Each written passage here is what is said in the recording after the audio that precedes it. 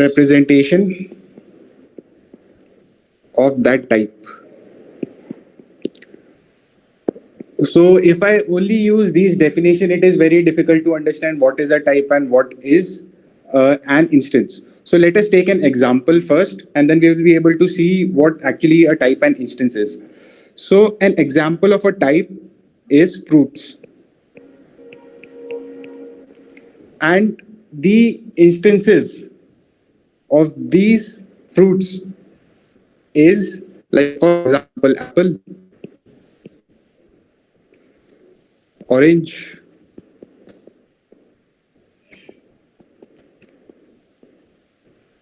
pear, and etc. So basically, the idea or concept is fruits. So basically, when I say I need a fruit, it doesn't make much sense. So what I actually need will be some specific fruit. So what fruit here is a type of the object that are possible. And apple, orange, and pear are the physical representation or the physical specific or the specific fruit that I actually require. So basically, this is what is fruit, which corresponds to the type, and apple, orange, and pear correspond to the instance. So I hope this example will give you some idea about what is a type and what is an instance. So the next statement that we have here is the relationship between a type and instance is one to many relation.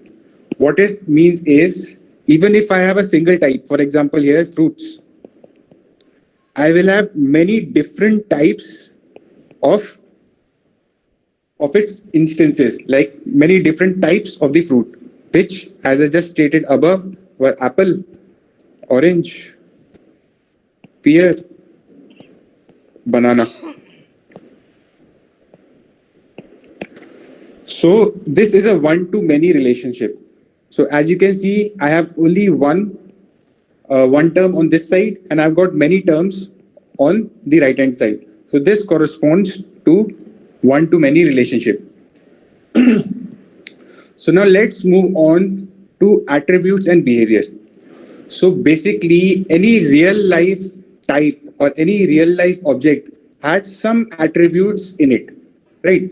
So what are attributes? Attributes are characteristics of an instance that we are interested in. So this is very important, what we are interested in. So any object may have many different types of attributes. For example, it may have color, it may have weight, and it may have other types of characteristics. But an attribute is a characteristics which I am interested in. For example, if I'm interested in the attribute of fruits, such as its vitamins, for example, vitamins, it has, then calories. So these are the characteristics which I am interested in. So this is what is an attribute. But for example, it has other characteristics as well. For example, it may have weights. So it may have some characteristics such as weight, color, and so on. But I may not be interested in it. So if I'm not interested,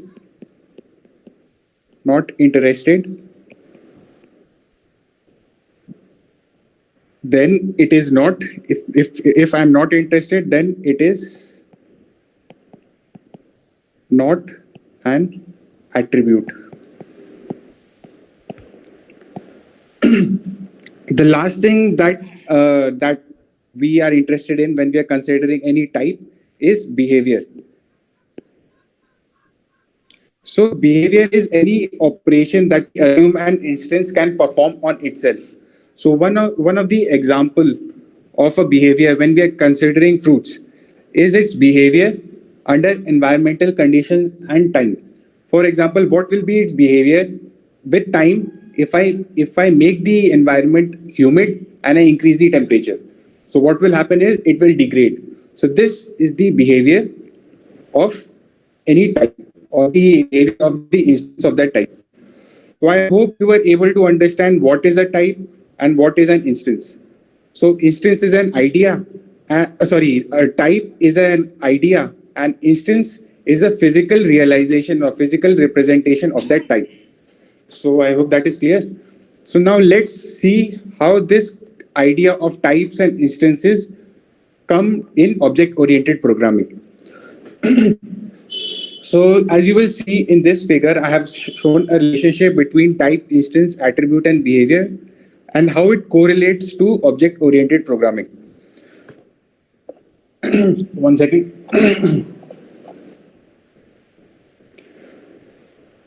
So in object-oriented programming, a class is a user-defined user-defined type. It is a user-defined type.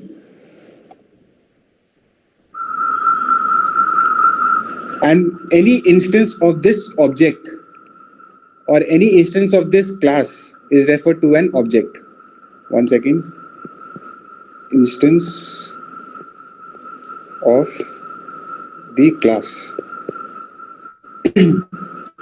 So the class corresponds to the type in my real life, and the object corresponds to the instance we just talked about in the previous slide in the real life. Now data members now the data members are the attributes, corresponds to the attribute in real life. Now what are data members? Data members simulate attributes of an object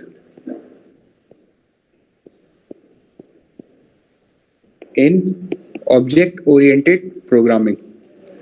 And what are member functions? Member functions simulate the behavior of an object in object-oriented programming. So basically, this was the relation, or this was the concept of how we brought classes and objects in programming. We brought it by looking at how objects are there in our real life. So how, for example, I gave the example of fruits. So there can be other examples as well. For so I will give you another example of a type, that is electronic instruments. So when I say electronic instruments, it doesn't really mean much. I need to specify what instance of the electronic device I'm talking about. So if I have electronic devices as the type, then the physical instances will be mobiles, laptops, like alarm clocks, watches, and all that. So I hope you have understood how types are related to class and how instance are related to object. So now we will discuss about class, like how we actually use class in our programs. So the first thing that you need to know is, in order to write object-oriented programs, we need to create a class. That is a compulsion. That what it means is class is vital to object-oriented programming. So without using the class, I cannot implement object-oriented programming. So there are three sections to a class.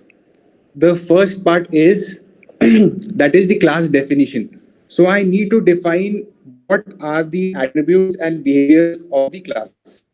So here I will define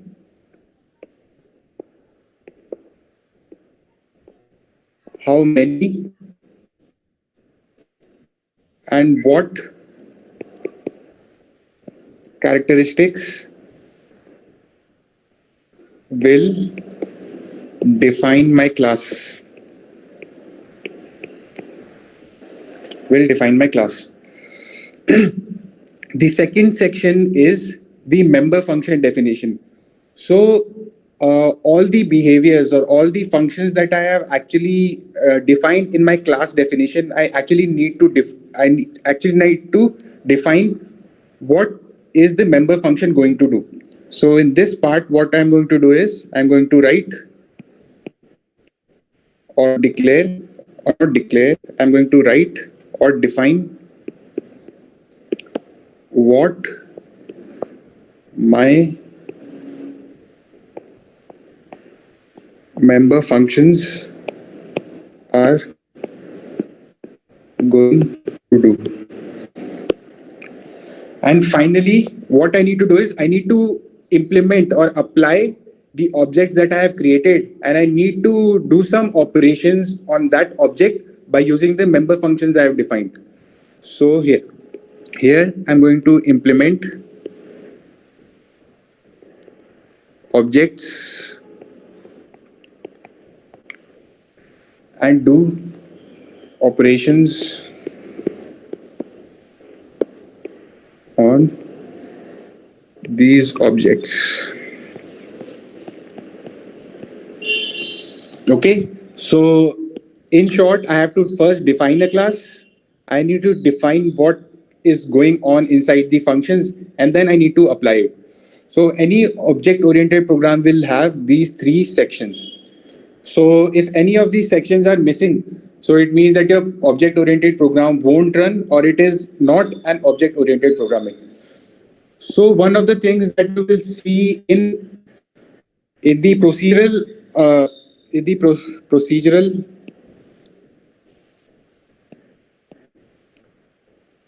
oriented programming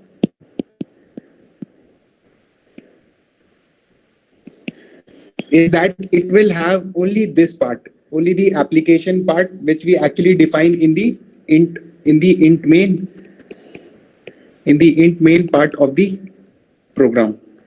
So whenever we only have procedural oriented programming, so the only part that will be there is this application part, and which will be defined in this int main part of the program.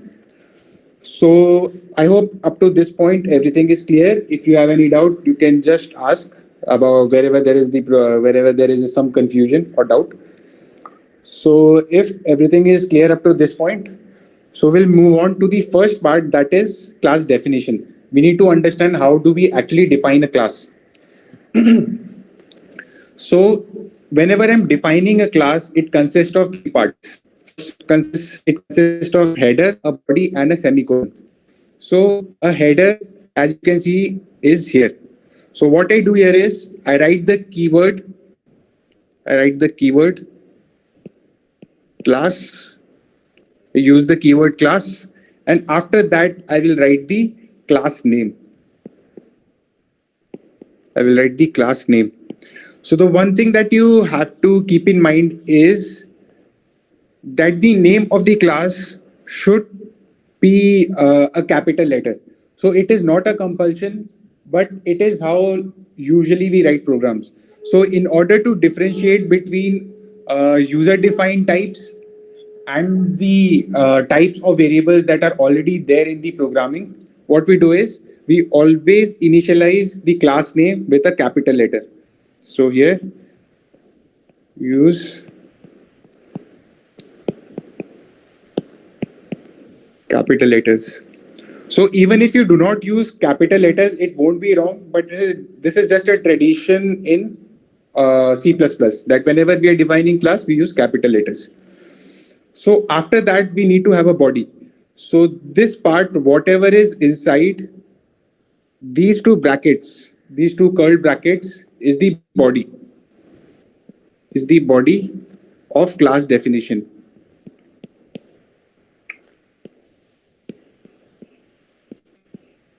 So inside the class definition, what I need to do is I need to do declaration of all the data members and all the member functions that I will be using. So data members will be of the types that are already there in the computer or in the C++ program. For example, here I've used the double. So double is already a variable type inside the C++ programming. So I will define double, then I will give the member function name, and similarly for the member functions as well. So here, one thing that you will notice is this constant, this term constant. What this constant term does is, whenever I'm writing constant in front of a member function, it stops or it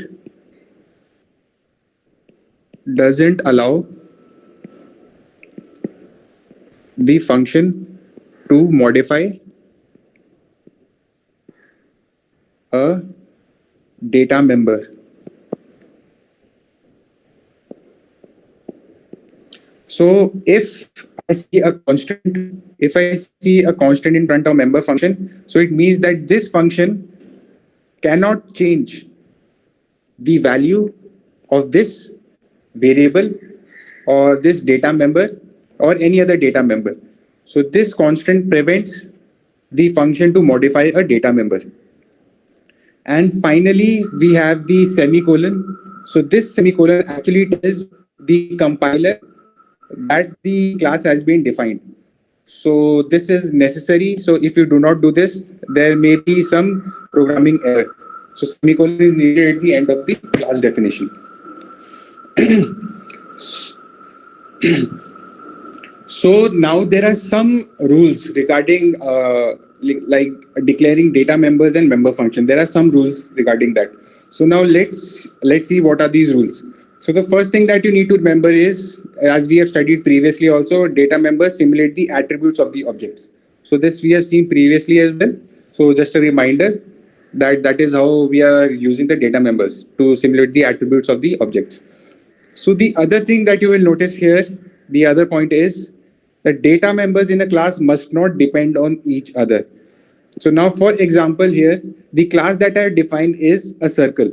And here the data member I am defining is radius. Now the relationship between perimeter and radius is perimeter is equal to 2 pi and into radius. Now, as you can see, perimeter and radius are dependent on each other. So whenever such a condition is there, I cannot declare or I cannot make perimeters a data member. So this cannot be a data member. So this is because if I take data of radius, for example, it will be equal to 7, for example. So my radius is 7 meter. So the perimeter will be 2 into 22 by 7 into 7. So it will be 44 meter. Now, if the perimeter depends on radius, so and if for this instance, for example, when the radius is 7, I say that the perimeter has a value of 50. So it makes no sense. Since the relationship between perimeter and radius is given here, 2 pi into radius, and since radius is given as 7 meter, so the perimeter has to be 44 meter and I cannot take the input of perimeter as 50. So this will cause some error in the programming logic. So that is why whenever I'm defining the data members in a class, they must not depend on each other. There should not be any linear or any non-linear relationship between the perimeter and the radius. And the second part of the definition or class definition declares the member function of the class. So it declares all the functions that can be used to simulate the behavior of the class. So that is the member functions. Now there are two things that you must have noticed here. The first thing is this private part and the public part. So these are access modifiers. So these are access modifiers. So now what does access modifiers do?